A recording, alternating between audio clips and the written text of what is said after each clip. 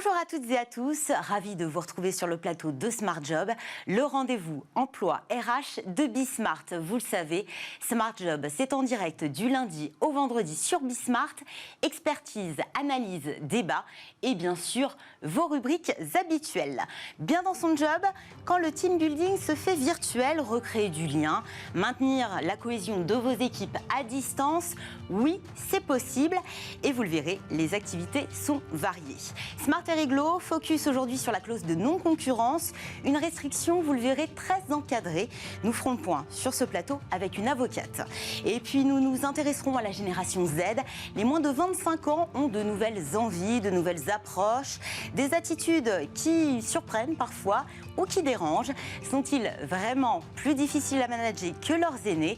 Réponse tout à l'heure dans le cercle RH. Et puis avant de nous quitter, fenêtre sur l'emploi, comment construire son réseau quand on débute, et oui, lorsqu'on est étudiant ou jeune diplômé. Conseils et bonnes ficelles, ce sera en toute fin d'émission. Mais pour commencer, c'est bien dans son job.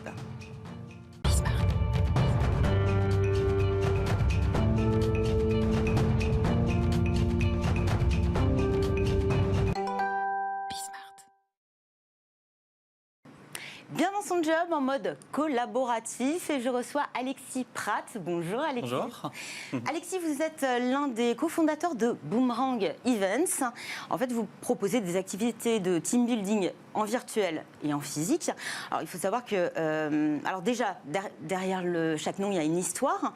Pourquoi vous avez donné le nom de Boomerang à votre société? Alors parce que chez Boomerang, on est passionné et on vise la satisfaction client au maximum. Et donc, on estime qu'un client qui est heureux, il revient comme un boomerang. C'est exactement ça. Donc, on fait tout pour la satisfaction client. Alors, à la base, vous êtes quand même spécialisé dans les escape games. Vous avez lancé notamment une box, un coffret, où vous donniez accès à plusieurs centaines de salles d'escape game en France. Vous avez opéré un virement, plus vers le virtuel. Vous êtes adapté à la situation. Comment vous avez entrepris cette démarche ? Alors c'est exactement ça, en fait on a lancé un coffret cadeau Escape Game en 2017 avec mon associé Guillaume Devino. On a découvert le monde des jeux immersifs et tout de suite on a accroché, on a été passionnés. Donc nos coffrets cadeaux sont aujourd'hui commercialisés à la Fnac, dans un grand nombre de grandes enseignes, sur Internet. Il faut savoir que comme vous en doutez, on a été très impacté par la crise du Covid, comme tous nos partenaires Escape Game, réalité virtuelle. Donc on a essayé d'innover, on pense en interne que c'est très important de savoir s'adapter face à toute crise. On organise aussi depuis notre lancement en 2017 des activités de team building en présentiel Escape Game pour les entreprises et on a eu des nombreuses demandes de nos clients. Donc au début de la crise sanitaire, qui nous ont demandé si c'était possible de retranscrire la même chose qu'on a l'habitude de faire sur des Escape Games, mais en virtuel. Pas évident. Pas évident au début, et donc c'est pour ça, mais on a tout de suite quand même vu une opportunité pendant le premier confinement. On a travaillé en collaboration avec nos partenaires Escape Game qui, eux, étaient également très impactés par la crise. Et on a monté toute une offre d'événements virtuels. Donc on a commencé avec des jeux au début spécialisés sur notre secteur Escape Game. Puis on s'est diversifié. Maintenant, on propose tout type d'activités. On propose des blind tests, des olympiades par équipe qui marchent très très bien en ce moment sur un format survitaminé. Par exemple, vous avez 4 mini-jeux en entreprise, 15 minutes chacun, un blind test, une activité fake news. Vous avez des fake news qui défilent. Il faut savoir si c'est une vraie fake news ou une fausse. Un quiz insolite et un juste prix. Donc ça, c'est quelque chose qui marche très bien en ce moment auprès des entreprises. Pourquoi les entreprises font appel à vous? Qu'est-ce qu'elles cherchent? Alors, quelles sont leurs attentes? On a vu que le premier confinement a eu un impact quand même très important sur la santé et sur le moral des collaborateurs. Il y a une étude de Le Monway, notamment qui a été réalisée en octobre 2020, qui montre que plus de 40% des salariés sont en détresse psychologique depuis le premier confinement. Donc souvent, les entreprises ont un petit peu subi ce premier confinement et ont cherché à mieux préparer le deuxième. Donc il y a eu une vague aussi après le premier confinement pour essayer justement de proposer des activités pour recréer un lien qui s'était perdu. Exactement, c'est pour essayer de recréer le lien entre les salariés, pour créer une cohésion d'équipe et proposer des activités un petit peu différentes, parce que c'est pas évident de maintenir le lien quand chacun est chez soi en télétravail. Et alors, certaines entreprises proposaient déjà des activités de team building. D'autres, pas du tout. Quel intérêt aujourd'hui pour une entreprise en tant que société, marque employeur, de proposer aujourd'hui des activités à ses salariés? Alors ça permet vraiment de créer une cohésion entre les membres de son équipe. Chez Boomerang, on estime que pour la réussite de l'entreprise, il faut avant tout être une équipe. Il faut que les liens soient forts et soudés entre différents salariés. Et puis tous se retrouver pour jouer un escape game ensemble par équipe virtuelle, par exemple le soir, ça va permettre de ressouder les liens. qui ont été un peu distendues avec la pandémie actuelle. Ouais. Donc les entreprises viennent vous voir. Qu'est-ce qu'on doit considérer pour mettre en place une activité qui ait du sens et qui serve à quelque chose? Alors il faut savoir définir son objectif pour l'organisation de son Donc on va team building pointer virtuel. quelque chose de très précis qui peut être par exemple... Exactement, donc ça peut être par exemple promouvoir la cohésion d'équipe. Il peut avoir une approche plus d'apprentissage derrière, ça peut être former par exemple des salariés. Faut vraiment en fait, définir le besoin de l'entreprise pour derrière surtout choisir l'activité qui correspond aux besoins.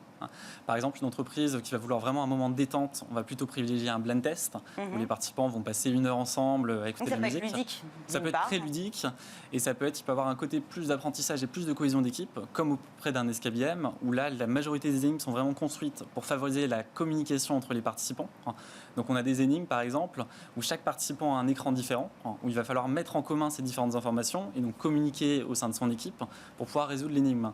Donc ça va être vraiment en fait en fonction des besoins qu'on va orienter vers le client, vers une activité plutôt qu'une autre.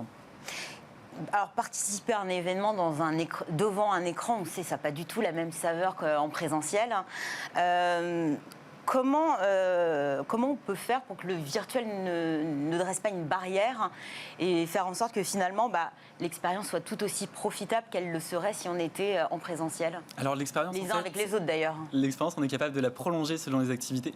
C'est-à-dire que par exemple sur un escape game, on va pouvoir le coupler avec un apéro. Donc on va envoyer des kits apéro à chaque participant. Donc ils vont jouer leur escape game et puis à la fin de l'expérience, ils vont ouvrir leur kit apéro et puis déguster une bière, une boisson, des chips d'un petit producteur. Donc ça permet vraiment de rester tous ensemble, même à la fin de l'expérience, et puis de passer un bon moment. Les escape games, généralement, vous vous retrouvez dans une salle à plusieurs et vous devez coopérer. C'est ça la base de l'escape game. Mais comment on peut créer du lien et coopérer à distance ? Alors c'est justement là que c'est hyper important de bien comprendre le besoin des entreprises et de créer des jeux spécifiques. Ce n'est pas du tout les mêmes jeux qui sont joués par le grand public et par les entreprises en B2B, puisque les objectifs sont différents. Les entreprises vont vraiment chercher à promouvoir le côté communication en mettant en place un escape game. Donc toutes les énigmes vont être conçues pour favoriser la communication entre les participants. Donc comme vous avez dit, les participants sont divisés par groupe de 5 à 6 joueurs. Et puis une majorité d'énigmes, les participants vont avoir accès à des informations différentes sur les scénarios Boomerang Event. Ils vont devoir mettre en commun ces informations pour résoudre les énigmes et progresser dans le jeu. Tout le monde n'aura pas exactement les mêmes informations. Exactement. Il faudra recouper ce qui force à aller vers les autres. Exactement. Par exemple, on a un cas très pratique sur une dernière escape game, le vol de la Joconde. Vous devez retrouver la Joconde qui a disparu du musée du Louvre. Dans une des énigmes, il faut reconstruire un puzzle, le tableau de la scène de Léonard de Vinci. Et donc, on va tous voir les 25 pièces du puzzle. Par contre, vous allez pouvoir en bouger que 2, et moi, je vais pouvoir en bouger 2 autres. Et donc, si par exemple, vous êtes meilleur que moi en puzzle, vous allez communiquer, vous allez m'aider à résoudre le puzzle. Vous allez me dire, Alexis, votre pièce, il faut la mettre en haut à gauche, il faut la mettre en haut à droite. Et ça va vraiment favoriser la communication. Est-ce que certaines activités sont plus à même justement de renforcer les liens ? C'est celle-ci là où il va falloir peut-être échanger des informations, se donner des conseils. Exactement, moi je pense que l'escape game c'est vraiment une activité idéale pour renforcer les liens, par cette mécanique où la communication est obligatoire. On l'a vu que souvent dans le cadre d'un team building, il y a quelques participants qui sont plus à fond que d'autres, donc il y en a vraiment qui vont là on peut pas rester dans un coin de la pièce en laissant les autres chercher. Là les autres ils vont vous pousser, comme en plus il y a un format de compétition, il y a plusieurs équipes qui jouent en même temps et puis chaque équipe veut gagner. Donc si vous voulez vraiment gagner, vous allez m'inciter à moi aussi être à fond et puis à donner mes informations pour pouvoir progresser dans le jeu. Donc on va faire progresser tout le monde au moins un niveau minimum pour que tout le monde participe dans le jeu et les retours sont vraiment excellents. Donc des escape games, vous parliez de blind test, il y a des ateliers aussi peut-être qui sont organisés, hormis le moment convivial de l'apéro. Exactement, on a aussi monté une offre, on travaille avec des chefs cuisiniers. Donc on va faire de la création de pâtisserie, on a un cours de création de pâtisserie à distance, on a un cours de création de cocktails, où pareil, le concept c'est qu'on mixe le réel avec le virtuel. Donc en fait vous recevez chez vous le matériel, j'imagine ? Exactement, chaque participant reçoit chez lui un kit avec tout le matériel nécessaire à l'activité.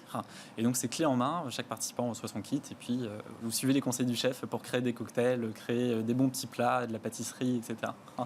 Quelle est l'activité la plus demandée par les entreprises ? Est-ce qu'il y a vraiment un format qui séduit davantage ? Alors aujourd'hui, vraiment les 2 activités qui marchent le mieux sur le virtuel, ça va être tout ce qui est escape game, pour faire jouer en petits groupes et favoriser la communication. Et sur un côté plus ludique, en ce moment, on a également une nouveauté 2021.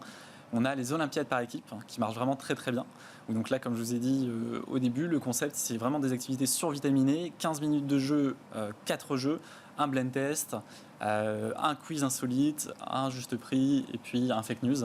Et ça, c'est quelque chose qui marche très très bien parce qu'il y a une compétition entre les participants. Vous avez marqué des points à chaque étape pour chaque activité.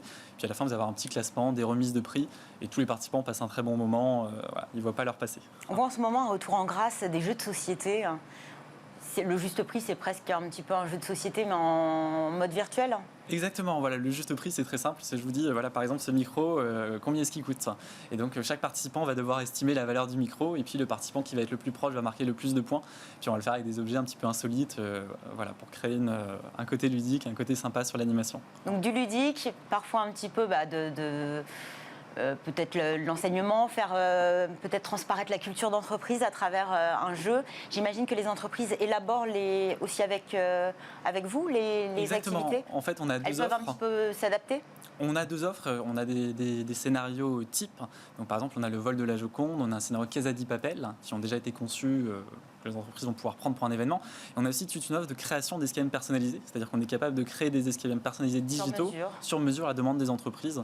Donc là, par exemple, on travaille avec une entreprise, un organisme public, sur un escape game sur l'informatique quantique. Donc sur un sujet très pointu, ils ont voulu intégrer des nouvelles recrues à la rentrée, et donc on va leur faire jouer un escape game sur l'informatique quantique propre à l'entreprise. Merci beaucoup, Alexis Pratt. Merci beaucoup. Vous êtes, je le rappelle, cofondateur de Boomerang Events. Maintenant, place au droit avec un focus sur la clause de non-concurrence. Une avocate sur notre plateau, c'est dans quelques instants. C'est Smart et Réglo. Smart et Réglo autour de la clause de non-concurrence. Alors, quelques lignes souvent glissées dans votre contrat de travail. Une clause qui entraîne un certain nombre d'obligations. Nathalie Attias, bonjour. Bonjour Vanny. Bonjour Nathalie, vous êtes avocate et présidente fondatrice de mesaccordscollectifs.com.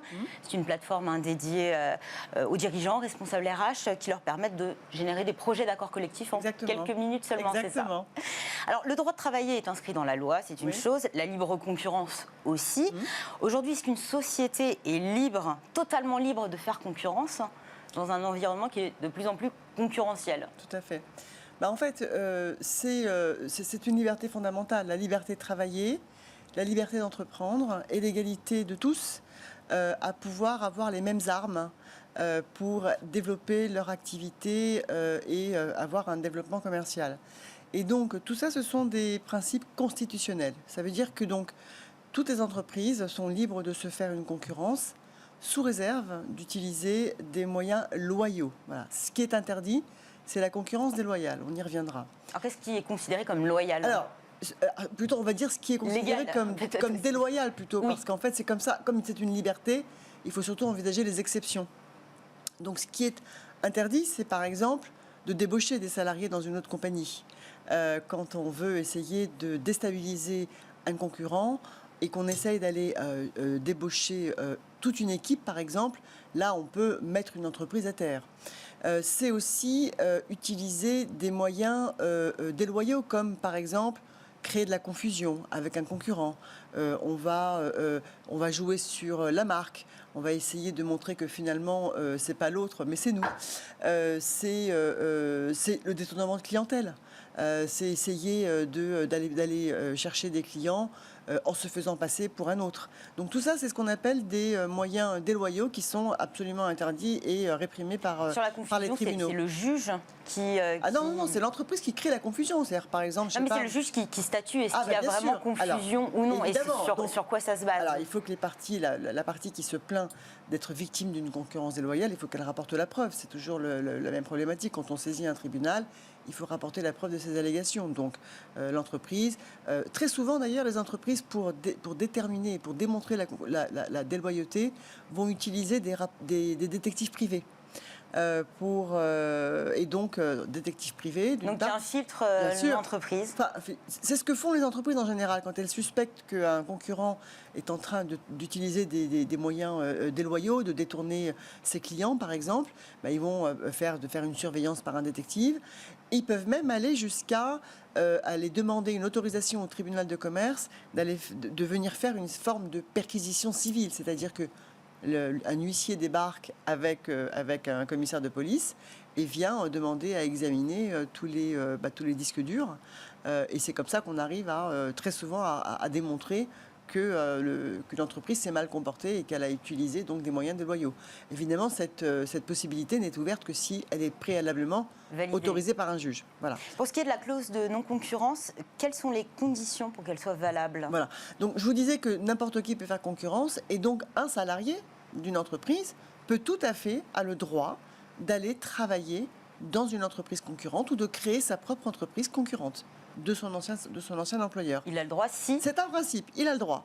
La seule raison pour laquelle il ne pourrait pas le faire, ce serait alors, d'utiliser des moyens déloyaux, c'est ce que je vous ai indiqué, c'est-à-dire profiter de son départ pour dire à ses anciens collègues et dis donc viens avec moi je vais te payer plus cher, tu vas voir. Comme il a déjà le portefeuille client de l'ancien employeur, il connaît tous les partenaires, tous les on va dire tous les ça peut être une force d'ailleurs quand on lance son entreprise. Bien sûr. Et en général, les salariés qui ont travaillé longtemps dans une entreprise, en général, ils essayent de s'installer pour faire la même chose. C'est en principe autorisé. C'est interdit lorsque le contrat de travail prévoit une clause de non-concurrence. C'est-à-dire que quand on est recruté, quand l'employeur recrute un salarié, d'ores et déjà, il considère que le poste auquel il le recrute est un poste qui est selon lui stratégique. Ou alors, il considère que son activité comporte un savoir-faire très spécifique ou des secrets de fabrication. Et il se dit, je n'ai pas envie que ce salarié, si un jour il part, utilise tout ce qu'il a appris chez moi et toutes les informations qu'il a acquises chez moi. Et donc, je vais lui mettre une clause de non-concurrence qui va l'obliger, qui va lui interdire de s'installer à son compte ou d'aller dans une entreprise concurrente. Cette clause, elle peut être inscrite à la signature du contrat de travail, mais elle peut être aussi rajoutée via un avenant. Postérieurement, ça peut être... Ça, c'est la volonté des parties, c'est l'accord des parties. Comment l'activité évolue aussi, j'imagine. Bien sûr. Et puis il y a aussi le poste. Parce qu'un salarié pouvait très bien être initialement, je sais pas moi, simple vendeur, puis il se retrouve, je sais pas moi, directeur commercial avec des informations beaucoup plus stratégiques. Et donc là, à ce moment-là, ça fait sens que l'entreprise lui dise, écoute, maintenant que tu as un super poste, que tu as une très bonne rémunération et que tu as accès à des informations classifiées, confidentielles, je souhaite que tu aies une clause de non-concurrence. Le salarié peut dire non, je refuse. Mais bon, si le salarié est dans une dynamique de développement avec l'entreprise, il va le faire. Et dans cette clause, qu'est-ce qu'il doit y avoir pour qu'elle soit valable ? Donc, pour qu'elle soit valable, il y a, on va dire, 4 grands types de conditions. La première, il faut que la clause de non-concurrence, comme on est dans une exception à un principe constitutionnel de liberté fondamentale, donc il faut que vraiment l'entreprise justifie d'un intérêt légitime à protéger son activité et ses informations. Je veux dire, je ne sais pas, moi, un supermarché, on ne voit pas très bien quel genre d'informations confidentielles il pourrait avoir. Encore que, si c'est une... Elle doit le justifier auprès de qui pour en cas de contentieux, vis-à-vis d'un juge, parce que le juge, il va être amené ensuite à dire si la clause est valable ou non. D'accord ? Et donc, ça, c'est la première condition, c'est protection des intérêts légitimes de l'entreprise. Ou plutôt, l'entreprise doit avoir un intérêt légitime à protéger ses intérêts. Deuxième condition, qui est quand même le gros de l'essentiel, c'est une limitation dans le temps et dans l'espace. On ne peut pas interdire à un salarié de travailler définitivement dans le secteur qu'il connaît. On accepte une restriction à sa liberté, mais il faut qu'elle soit courte. En tout cas, limitée dans le temps.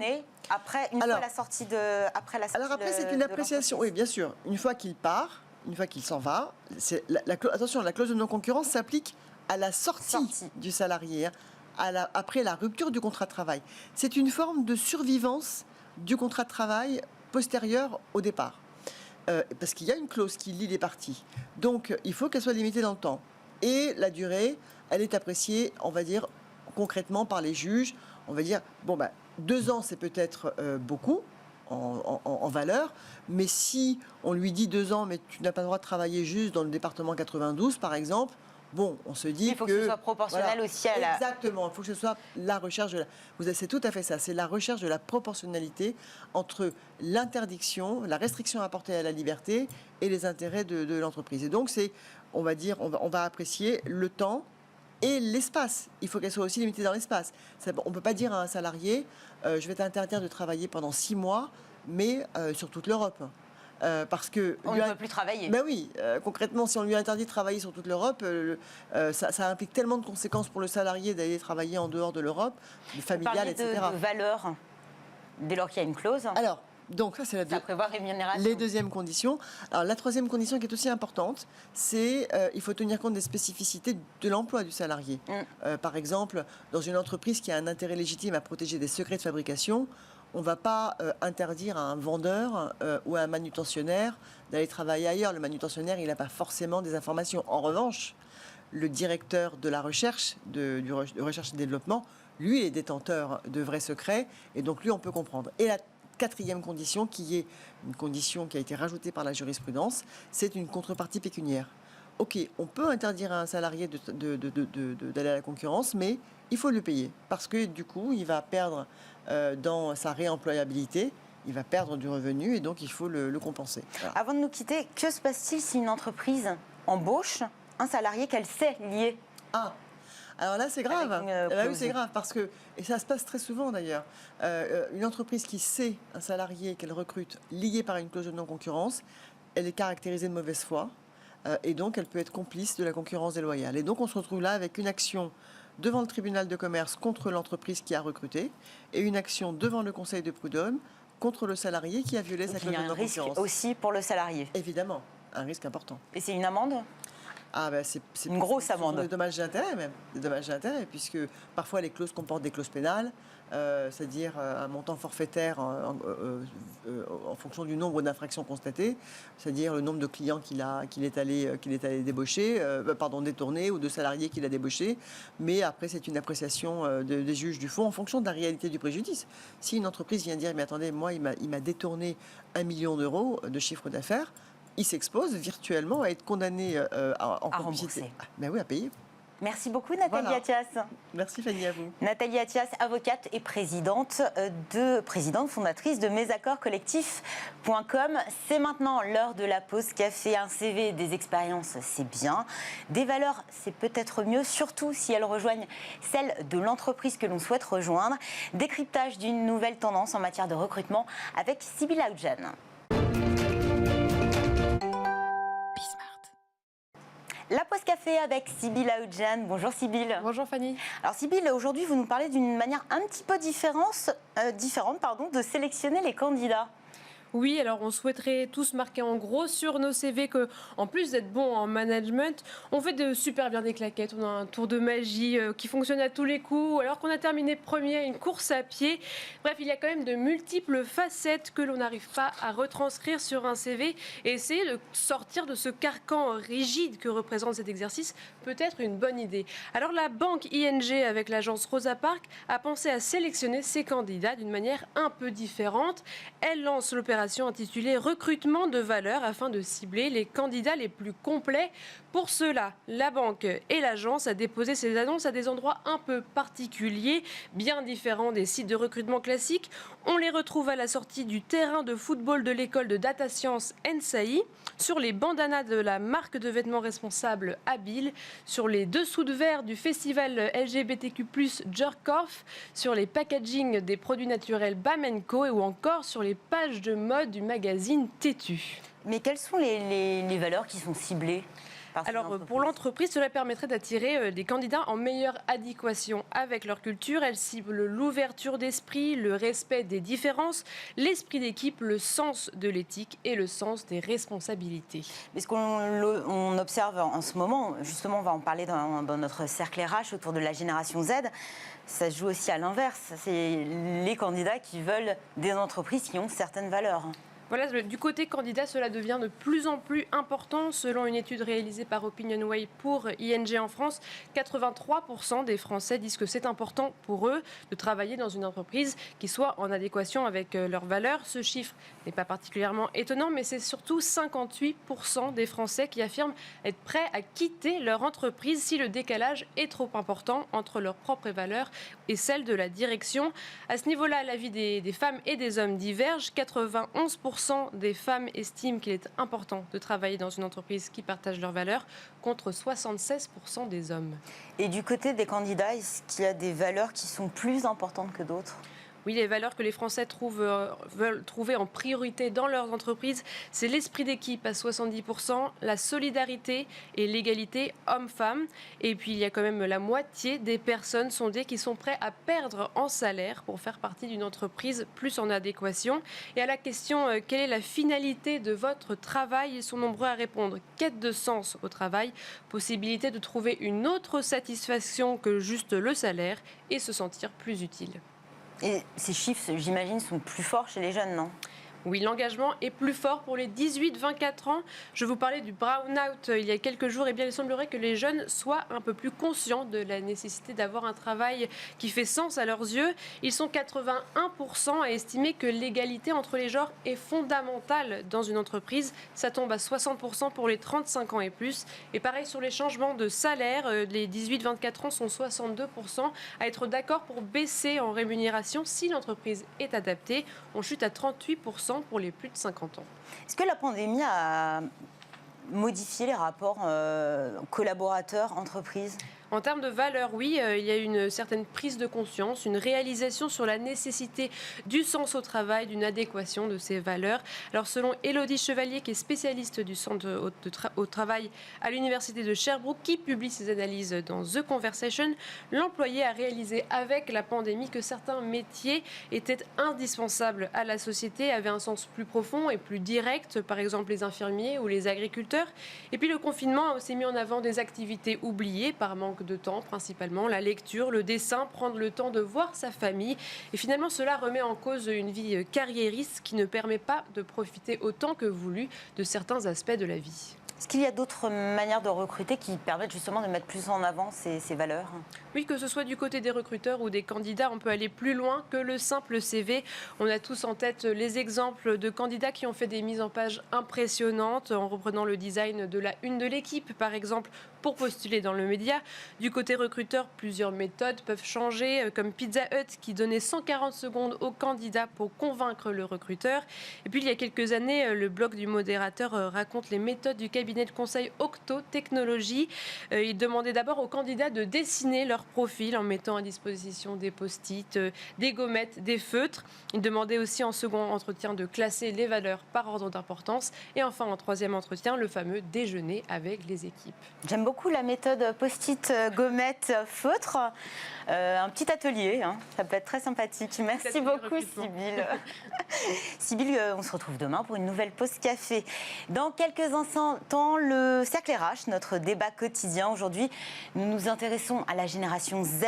C'est 18-25 ans que l'on dit narcissique, trop connecté, trop ambitieux, rebelle, zapper. Bref, une génération passive et opportuniste. Mais derrière cette image, ou plutôt ces clichés, il y a la réalité du terrain. Alors, est-ce que dans le monde du travail, ces jeunes sont-ils plus difficiles à manager que les autres ?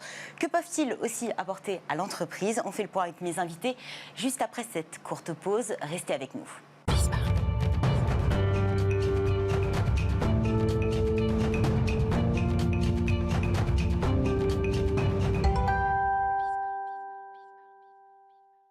Retour sur le plateau de Smart Job avec le Cercle RH, notre débat quotidien. Un débat consacré aujourd'hui à la génération Z. Alors c'est vrai qu'on a connu les baby boomers, la génération X, puis Y et maintenant la génération Z, née entre 97, je pense qu'il y a débat, et 2010. Ces jeunes représentent près du tiers de la population mondiale. L'avenir se fera donc surtout avec eux. Dès lors, il semble assez nécessaire d'essayer de les comprendre cette génération Z et donc de mieux la connaître. C'est ce que nous allons tenter de faire aujourd'hui. À mes côtés, Emmanuelle Boritz. Bonjour Emmanuelle. Bonjour. Vous êtes consultante facilitatrice, coach et vous êtes également la fondatrice du cabinet Obvious. Oui. Merci d'être sur ce plateau. À ma gauche, Claire Mauchamp, responsable RH pour la zone France et Benelux pour Software AG. Et nous avons également à distance Daniel Olivier. Bonjour Daniel. Vous êtes sociologue des organisations, directeur associé du cabinet Terra Conseil. Vous avez signé également ce livre, Génération Y et Z, le grand défi intergénérationnel. Un livre que vous avez coécrit avec la coach Catherine Tanguy, paru aux éditions de Boc. J'ai tout bon ? C'est à vous, Daniel Olivier, que je vais poser ma première question. Si on essaye de faire un portrait robot de la génération Z, quelles sont les grandes caractéristiques communes qu'on peut attribuer à cette génération ? Alors, si vous voulez bien, je voudrais d'abord prendre une petite précaution oratoire. C'est le fait de considérer que tout ce qu'on peut dire sur les générations, pour éviter les généralisations, c'est de rappeler que notre identité, elle se construit à travers notre personnalité. On sait que deux jumeaux vont pas forcément avoir exactement la même personnalité. Nous sommes tous des êtres uniques, ça c'est important à dire. L'éducation que nous avons reçue à la famille et évidemment dans l'enseignement, et puis bien évidemment un ensemble de faits qu'on appelle des marqueurs et qui donc nous amènent sur cette question de la génération et qui font qu'évidemment à travers la planète, quel que soit l'endroit que l'on habite, on a des faits. Alors là, pour la génération Z, il est clair que le Covid va être un marqueur important. Mais comme l'est évidemment les réseaux sociaux aujourd'hui, comme le sont évidemment aussi, comme l'a été le terrorisme et comme l'est la parité homme-femme. On voit bien que notamment même cette histoire du mariage pour tous, c'était un élément qui va influer, qui va faire que eh bien, on va passer de l'inné à l'acquis, c'est-à-dire de la personnalité, à un ensemble de facteurs qui vont influencer durablement notre manière d'être et de nous positionner, à la fois dans notre vie personnelle et notre vie professionnelle. Alors, pour revenir à votre question sur le portrait, pour faire simple, je dirais qu'il y a quelques éléments qui sont essentiels. Le premier, c'est l'authenticité. On est face à des personnes qui préfèrent être dans l'être que dans le paraître. Et donc, pour entrer dans leur monde... Même avec la génération réseau... Daniel Olivier, même avec la génération réseaux sociaux, où on a tendance à faire des selfies, les poster, TikTok, Instagram, on est vraiment dans l'être et pas dans le paraître ?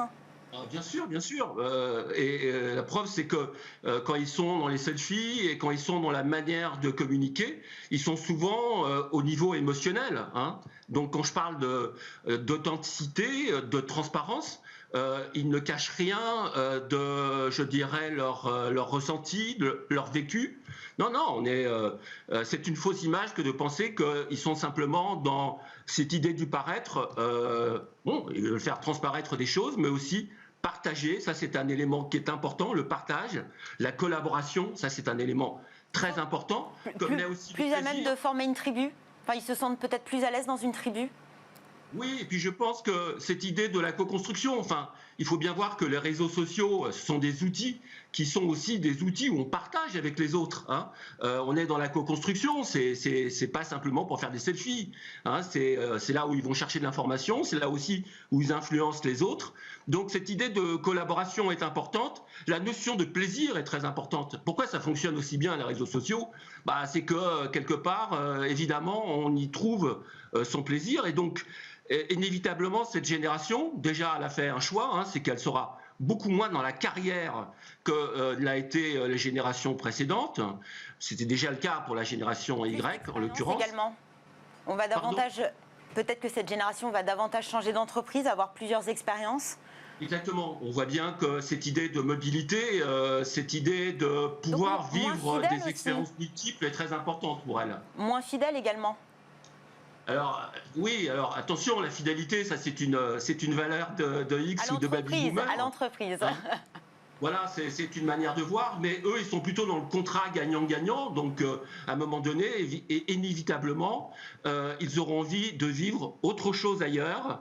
Mais là, si vous voulez, on pourra évoquer des situations qui font que c'est pour ça qu'il est important de fidéliser. Et nous, on considère que même si à un moment donné, la durée dans l'emploi est beaucoup plus courte, ces jeunes vont se lasser plus vite, vont envie de vivre d'autres choses, eh bien, garder le contact pour une entreprise avec les jeunes de talent que vous êtes amenés à un moment donné à accueillir, c'est très important parce que vous pourrez ultérieurement profiter de leur réseau et il n'est pas impossible que vous les voyez revenir dans votre entreprise dès lors qu'ils iront trouver leur compte.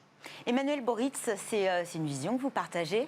Qu'est-ce qui différencie finalement cette génération Z avec la précédente, la génération Y ? Énormément de choses à tel point que moi, ce qui me surprend toujours et ce qui m'amuse toujours, c'est que Les personnes qui nous demandent le plus d'intervenir en tant que consultants pour les accompagner pour le management de ces nouvelles générations Z, et bien, contrairement à ce qu'on pense, sont des Y. Et des fois, ils n'ont que 5 ans, 6 ans de différence. Ça, c'est des tranches d'âge. Et finalement, entre deux générations, il y a très peu de différence. Et pourtant, il s'est passé tellement de choses en 5-6 ans. Je veux dire, déjà, il y a une...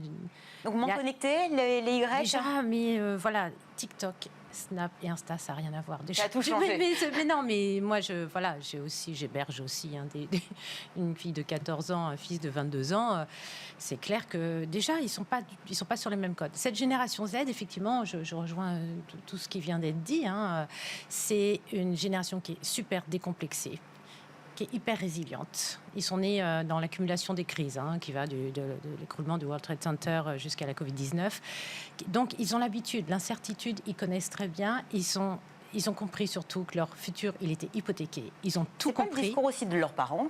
Non, justement. Ils ont été vraiment spectateurs. Mais pas que spectateurs.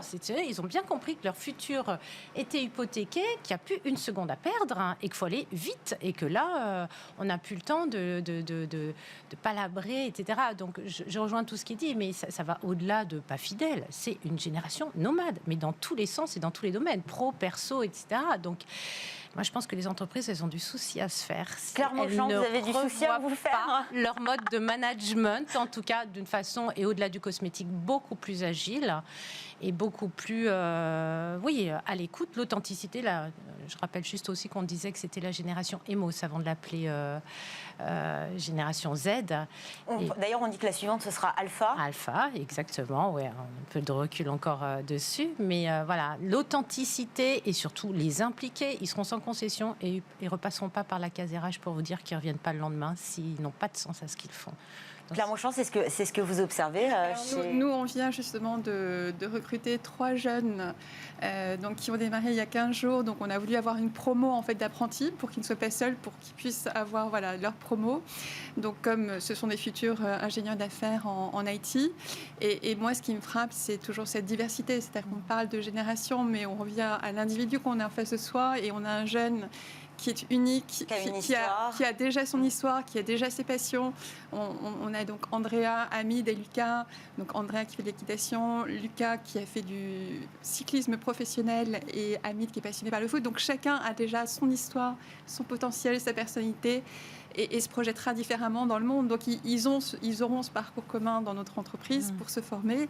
Et c'est ça qui, moi, je trouve magnifique. C'est que voilà, on va laisser la place à la prochaine génération. On est dans un esprit d'interdépendance positive, de passation, d'apprendre eux d'apprendre de nous. Et je pense que voilà, il faut simplement leur laisser la place, les découvrir et les Est-ce qu'ils ont une vision très, j'allais dire, pessimiste, réaliste du monde du travail? Alors, je pense plus conscience que la précarité tout à fait.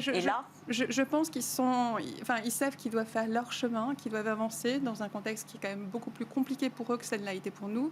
Il faut voir déjà tout ce qui est accès aux études, qui par rapport à notre époque est beaucoup plus compliqué pour eux, dans des concours d'entrée qu'il n'y avait pas auparavant, où il suffisait d'avoir son bac pour aller à l'université.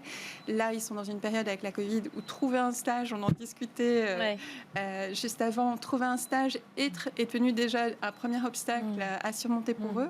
Donc voilà, donc je pense qu'il faut... Ce sont des obstacles qui vont aussi les former. Absolument, complètement. Tout à fait. Non, je pense qu'ils sont effectivement résilients, ils ont envie de réussir, ils ont envie de frayer leur chemin en tenant compte de leurs envies. Et je crois que c'est là où il y a cette différence. Et je pense que c'est là où ils ne veulent pas du modèle que nous, on peut leur offrir, qui était des parcours assez stéréotypés. Donc voilà. On parle de stéréotypes, le Graal du CDI pour la génération Z. Enfin, c'est plus un Graal. Non, c'est plus du tout un Graal. Oui, mais je pense que c'est plus un discours de notre génération qui projetons ça sur eux. Je pense qu'eux ne se posent même pas la question. Eux, ils veulent trouver un job dans lequel, qui leur plaise. Je ne pense pas qu'ils soient dans ce raisonnement CDI, CDD. En revanche, ce qui est évident, c'est tout ce qui est le gig. Le sens et le plaisir passent avant tout. Le statut est accessoire. Je pense qu'effectivement, le sens, et donner du sens, c'est pas juste leur... C'est une priorité. C'est une priorité, mais je crois qu'on n'a pas tous compris ce que voulait dire le sens. Le sens, c'est pas juste je réexplique pour l'autre ce qu'il est en train de faire, c'est aller vraiment sur leurs valeurs à eux, qui n'ont pas... c'est mettre du sens par rapport à leurs valeurs. Donc, c'est-à-dire vraiment les impliquer beaucoup plus. C'est-à-dire que l'entreprise doit rejoindre... Clairement. Mais là où la génération Y voulait de la collaboration, la génération Z, elle veut de la coopération. Elle veut être co-responsable. Elle veut être partie prenante des décisions. Et ils ont raison, parce qu'ils ont beaucoup de choses à apporter. On le dit rarement, mais c'est quand même la première fois dans l'histoire de l'humanité que ce sont les plus jeunes qui apprennent aussi aux plus anciens. Ça ne s'est jamais produit avant. Et ça, nous le verrons. Daniel Olivier, quelle vision de la génération Z a-t-elle de l'entreprise aujourd'hui ? Qu'est-ce qu'elle en attend ? On le voit à travers les différentes enquêtes qui ont pu être faites, que quand on leur pose la question « Est-ce que le travail c'est important pour vous ?», à 80%, ils vont répondre oui.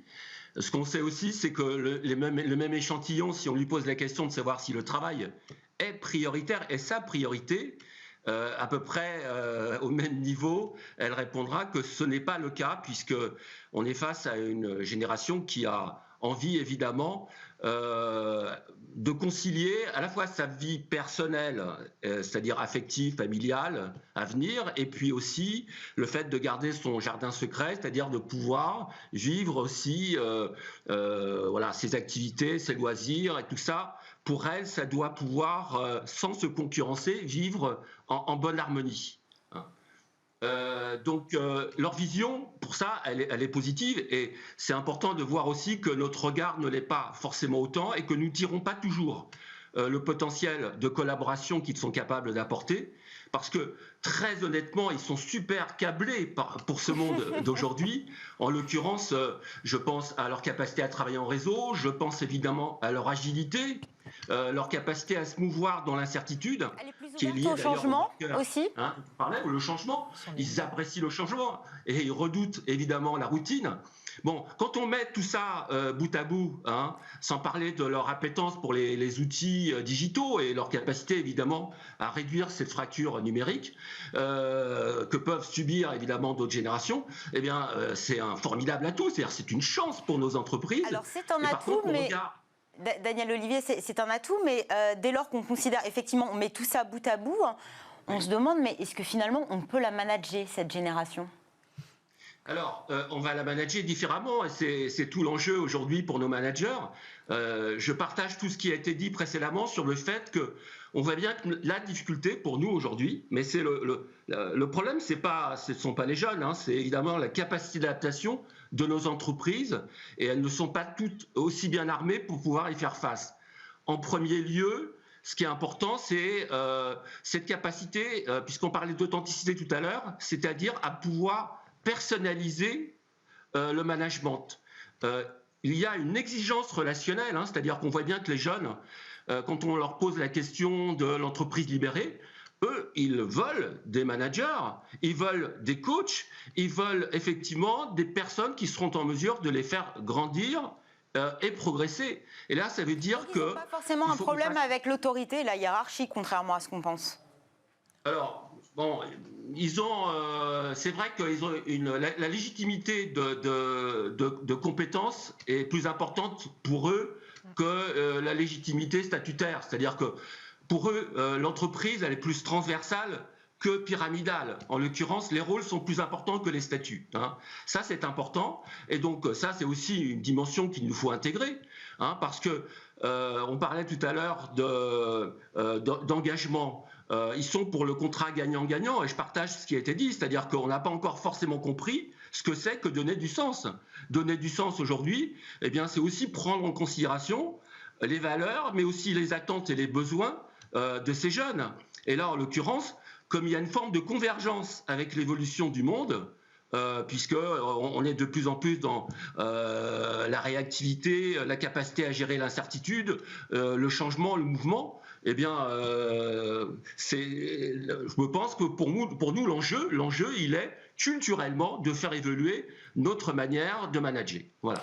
Claire Mauchamp, le manager, comment il doit se comporter, comment il doit adapter finalement sa méthode aux jeunes de moins de 25 ans? Un jeune sera plus en recherche d'un mentor que d'un manager tel que nous, on a connu les managers. Donc, c'est vraiment cette relation, je veux dire, privilégiée de mentor, de coach. Il y a peut-être une relation aussi plus émotionnelle. Absolument, complètement. Et c'est vrai que le tutoiement est là. Enfin, il n'y a pas de barrière. Ça, on peut... Voilà, le tu, c'est dès là, on recrute. Donc, Software AG recrute lundi un jeune consultant avant-vente IoT de 23 ans qui a déjà créé sa propre société d'IoT. Et donc, on est tout de suite dans le tu, parce que on est finalement en pair avec un décalage de génération, mais une relation de pair finalement, et enfin pair peer. et voilà, je pense que c'est une relation très directe. Mentor, collègue, et que le manager finalement est aux côtés et non pas dans un rôle de direction, plus de guide mais surtout pas hiérarchique, formel, micromanagement. Il y a ce chiffre assez intéressant, l'Institut YouGov qui le donne, 35% des 18-24 ans refuseraient un emploi s'ils ne s'entendent pas avec leur manager. C'est considérable. Mais c'est clair, mais on le voit tous les jours. Et contrairement à ce que l'on pense, ils ne sont pas du tout contre le management. Ça, c'est la façon dont c'est perçu par les générations d'avant. Effectivement, on voit comme de l'insoumission, de la subordination, j'entends des termes, mais pas du tout. C'est qu'eux, ils sont décomplexés. Effectivement, ils sont prêts, ils le disent d'ailleurs dans une très grande proportion, ils sont prêts à suivre un manager pour peu qu'il soit authentique, respectueux, bienveillant, qu'on les implique. Qu'on les écoute. Dès lors qu'on donne un ordre, pas un ordre, mais certainement pas un ordre, ni même une consigne. Non. Quand on cadre la relation. En fait, cadrer la relation, c'est assez simple. C'est pas culturel chez nous en France, ça l'est plus dans les pays anglo-saxons, mais c'est assez simple. C'est bonjour, voilà ce que moi, en tant que manager, j'attends de toi, mais est-ce que c'est OK pour toi? Et toi, s'il te plaît, dis-moi ce que tu attends de moi et je vais te dire si c'est OK pour moi. Voilà, excusez-moi, c'est hyper pragmatique. C'est une génération qui est hyper pragmatique. Et dès lors que l'on ne répond pas à nos attentes en tant que manager, qu'est-ce qu'on doit faire? Alors là, c'est pour ça que j'invite tout le monde, effectivement, à avoir un minimum de bagages en coaching, c'est d'y aller par les questions. C'est OK. Moi, ce que je trouve génial, c'est ces gamins, je le dis avec une grande tendresse, qui arrivent en poste et puis qui disent au bout de 2 mois, moi, j'ai fait le tour du poste, maintenant, je vais être manager. Mais génial, super, faut pas leur casser les ailes. Veut dire, mais super, tu as envie d'être manager, mais concrètement, manager, ça veut dire quoi pour toi? Et on regarde ensemble. Arrêtons de dire à leur place et d'être top-down. Faisons-leur dire. Alors, c'est quoi le risque, justement, de donner un ordre? Eh bien, c'est que justement, ça n'est pas de sens. Et encore une fois, si ça n'a pas de sens, ils ne seront pas en colère. Il va se renfermer. Mais pas du tout. C'est ça qui est génial. C'est une génération qui n'est pas du tout en colère. Au contraire, ils sont super dans la réconciliation ou dans la construction. Par contre, ils ne vont pas s'encombrer. Ils sont décomplexés. Ça veut dire que ça n'a pas de sens. Mais ils vont voir ailleurs quelque chose qui a beaucoup plus de sens. Ils ne seront pas en colère, ils ne seront pas revendicateurs. Donc justement, on a intérêt à les associer en leur demandant comment est-ce que toi tu vois les choses, comment est-ce que tu les ferais, est-ce que tu as pensé à ça, est-ce que tu as pensé à ça. J'ai envie de dire tout ce qu'un manager a envie de dire, c'est presque un exercice de style, le dire mais sous forme de questions. Et là, on les implique. Et là, ils sont là. Là, ça a du sens pour eux.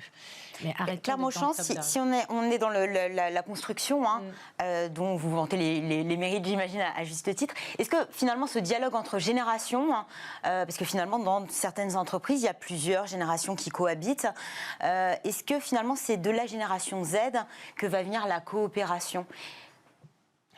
Est-ce que c'est elle qui va initier le mouvement? Parce effectivement, on a des images très négatives de la génération Z. Ce sont les autres générations qui l'ont. Est-ce que finalement, la génération Z a vraiment une image négative des autres générations et c'est pas elle qui va peut-être pouvoir initier le dialogue, la construction qui peut être profitable pour une organisation? Je ne serais pas dans ce conflit de génération. Je pense que pour eux, le choc des générations, vous n'y croyez pas? En tout cas, pas X, Y, Z. Je pense que c'est plus un rapport finalement peut-être enfant-parent où ça, voilà. Et après, oui, la recherche est paire, mais je pense qu'ils abordent le monde de l'entreprise avec l'idée de réussir. Donc d'être dans des relations effectivement gagnantes, et donc pas dans cette notion de conflit de génération, plutôt de trouver leur place, de réussir, de s'épanouir. Et donc ça ne viendra pas d'eux, mais ça viendra de nous tous, du collectif, de l'entreprise. Voilà, tout à fait. Vous disiez tout à l'heure, Daniel Olivier, le risque c'est l'ennui. Parce qu'on les dit à peur en plus, donc on imagine que finalement, il y a l'ennui guette assez rapidement. En tant que manager, comment on va le solliciter pour que voilà, il y ait toujours cette envie, ce sens, cette action? Il a besoin d'être en mouvement. On va lui donner des responsabilités assez rapidement.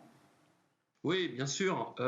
Alors, on met l'accent beaucoup sur la relation avec le manager et on a raison parce que le maître mot tout à l'heure, vous parliez quand on donne un ordre, il n'est pas exclu de donner un ordre aussi à un jeune, Z, à condition préalablement d'avoir créé cette relation de confiance.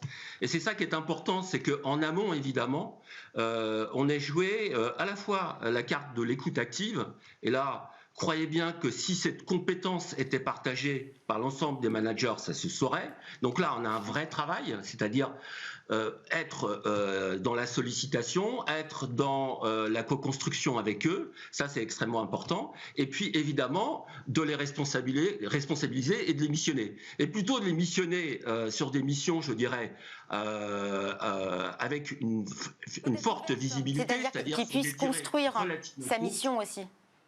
Voilà, et sur des missions relativement courtes pour qu'ils puissent apprécier et évaluer aussi en retour ce qu'ils peuvent apporter. Et ça, c'est important. Et je voulais juste évoquer une chose, c'est qu'il faut que les managers évoluent dans leur posture managériale, mais il faut aussi que le système de management, il évolue dans nos entreprises. Il faut qu'on repense nos systèmes d'évaluation, de communication, d'intégration, de recrutement.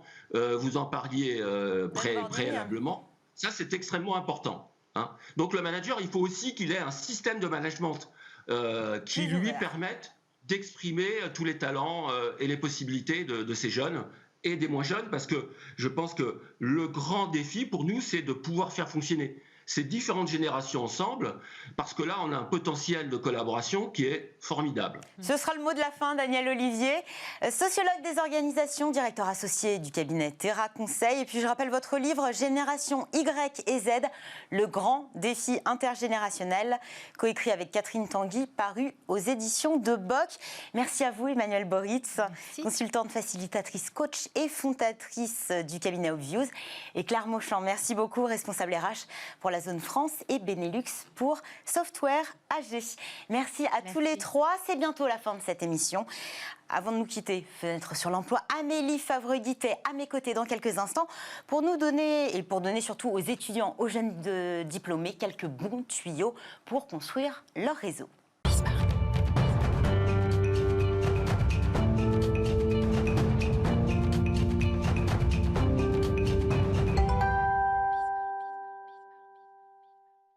Fenêtre sur l'emploi avec Amélie Favre-Guittet. Je suis ravie de vous avoir en face de moi, Amélie. Également. Alors Amélie, aujourd'hui, le réseau, c'est important. Essentiel. On le sait, ça se construit, ça s'entretient, ça prend énormément de temps. Et de manière générale, quand on nous demande si on a du réseau, on dit qu'on n'en a pas. C'est ça. C'est la première chose souvent que les étudiants ou les jeunes diplômés nous disent, alors qu'en fait, on en a tous.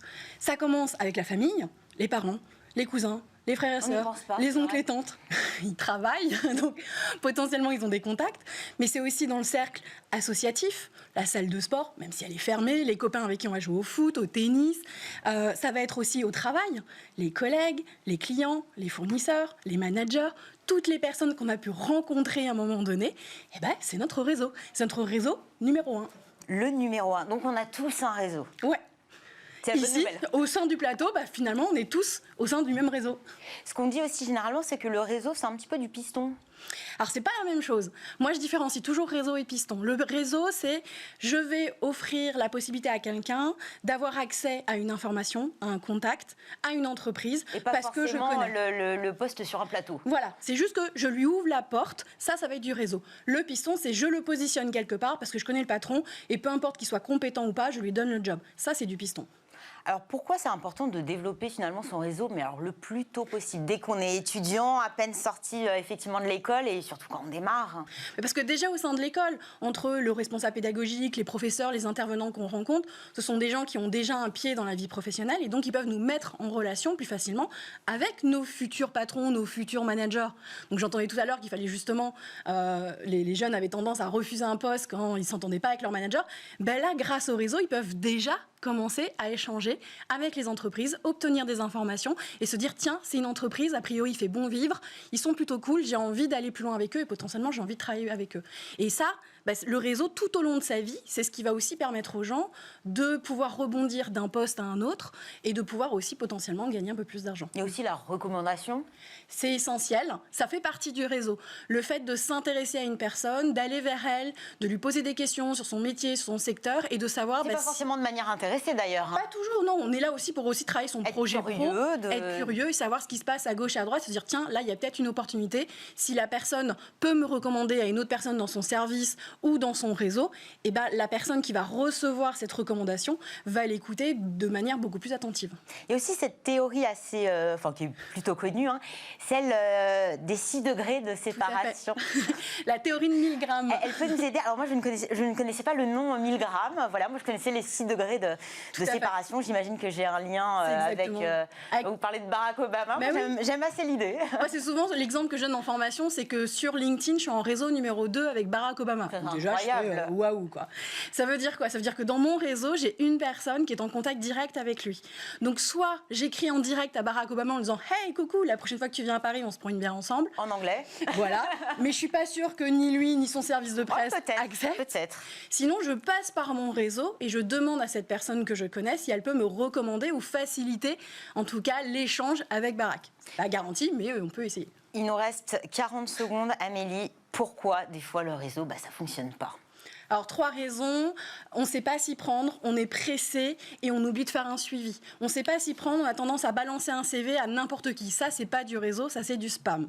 Quand je cherche un stage, une alternance ou un emploi, je ne vais pas balancer mon CV à n'importe qui. Je vais, pareil, réseauter avec les gens pour savoir s'il y a des opportunités. Et si la personne me le demande, je lui envoie un CV. On est pressé parce que on veut une réponse tout de suite. Sauf que l'autre personne, elle n'est pas sur le même espace-temps et qu'elle, elle a le temps de répondre et qu'elle sent pas le côté pressant. Donc il faut pas hésiter. Attention, tu le réseau. Il faut faire de la relance du coup. Les commerciaux en moyenne, s'ils veulent arriver à closer un business, ils doivent faire au minimum 5 relances. Et c'est la même chose quand on cherche un stage, une alternance ou un emploi. Faut pas avoir peur de relancer avec de l'humour et tenir au courant la personne qui nous a ouvert une porte, qui nous a permis d'avoir un rendez-vous avec quelqu'un. Déjà pour être poli. Voilà, tout simplement. Vous savez, merci pour ce contact. Voilà ce que j'ai fait. Voilà ce qui est prévu. C'est super cool. Que ça fonctionne ou que ça fonctionne pas, la personne qui nous a permis d'avoir accès à ce réseau sera toujours là pour nous aider parce qu'on la tient au courant et qu'on est simplement poli en fait. Merci beaucoup Amélie. Avec plaisir.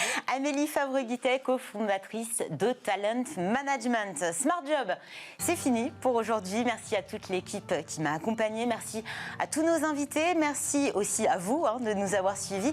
Je vous rappelle que vous pouvez nous suivre sur les réseaux sociaux. N'hésitez pas, commentez, likez, partagez. On adore ça. J'aurai le plaisir de vous retrouver dès demain. Passez une excellente journée sur Bismart. À demain.